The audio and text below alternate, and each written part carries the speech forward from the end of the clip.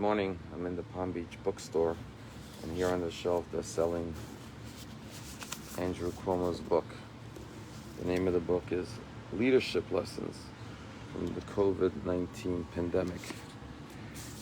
Andrew Cuomo started writing this book in July, and now it's revealed that just a month before that, he received reports from his own health department that there were 9,000 deaths in nursing homes as a result of his order that nursing homes cannot refuse hospital patients who are recovering from COVID-19.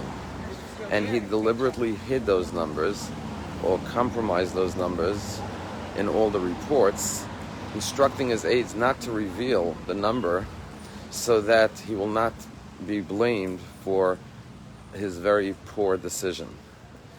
And at the same time that he was hiding this information, he was writing a book about leadership during COVID-19.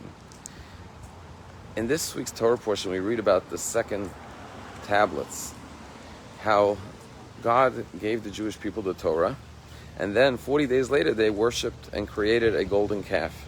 Moses comes down and smashes the tablets before their eyes, and then goes back to heaven and pleads for forgiveness and is granted a second set of tablets. The first commandments were given on the holiday of Shavuot. The second one were given on Yom Kippur. Hence, Yom Kippur is a permanent day of atonement and forgiveness. The anniversary of the second giving of the tablets. And our rabbis tell us that the second giving of the tablets was greater than the first. And more Torah was revealed in the second tablets than the first. How could it be that the first tablets, which came after the 10 plagues, splitting of the sea, all the miracles that the Jews experienced, ended up in a golden calf? The second tablets came about and is the permanent set of tablets that we have today, which contains greater and more revealed Torah than the first tablets. And the answer, perhaps, is very simple. After the first tablets, the Jews were in a state of euphoria, and perhaps that feeling of greatness and self-pride led them astray to make a golden calf.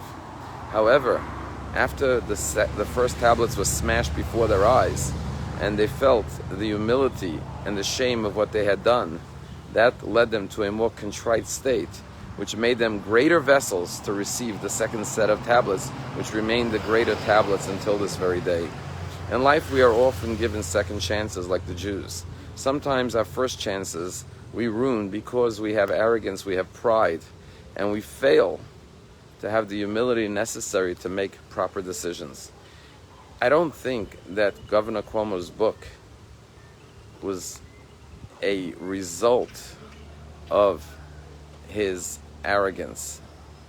I think that his poor decision was a result of his arrogance. And those decisions that we make out of arrogance can harm and hurt many people.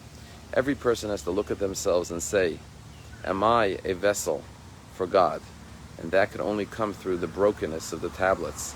As someone once said, there is nothing more black than a white lie, nothing straighter than a crooked ladder, and nothing more whole than a broken heart. Not broken with pain, but with humility and a feeling of greatness that comes from knowing that we are vessels to carry out God's will. They tell a story about this tailor who was a master tailor, and one day the king summoned him to make a special suit for him. And the man was so excited, the king brought him the best, most beautiful fabric, and he went to design this beautiful suit. And when he came to present it to the king flew into a rage.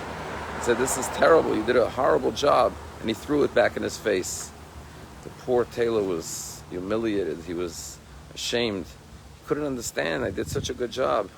So he went to his rabbi and he said, "What should I do?" And the rabbi said, "Take home the suit, take it apart and re-sew it and bring it back to the king." And he said to the rabbi, "How's that going to help if I just take it apart and re-sew it?" And the rabbi said, "Do as I say." And he did what the rabbi said. He went back to the king with the new suit, and the king said, "Oh, this is exquisite, this is beautiful, this is magnificent." And he praised him and rewarded him handsomely. And he went back to the rabbi. He said to the rabbi, "What was the difference between the first suit and the second suit? They were both identical." And the rabbi said, "The first time you made the suit, you were filled with pride haughtiness, arrogance. You were so full of yourself, thinking, I'm the greatest tailor, the king's going to love it, he's going to reward me, I'm going to become famous. And so therefore the king did not find any pleasure or favor in your suit. The second one you sewed with humility, with a sense of contrition, and therefore as a result of that, you came to the king humbly, and therefore it found favor in his eyes. Sometimes the same things we do, when we do it with a humble spirit, rather than an egotistical spirit, they are successful and find favor in the eyes of God and our fellow man. Shabbat Shalom.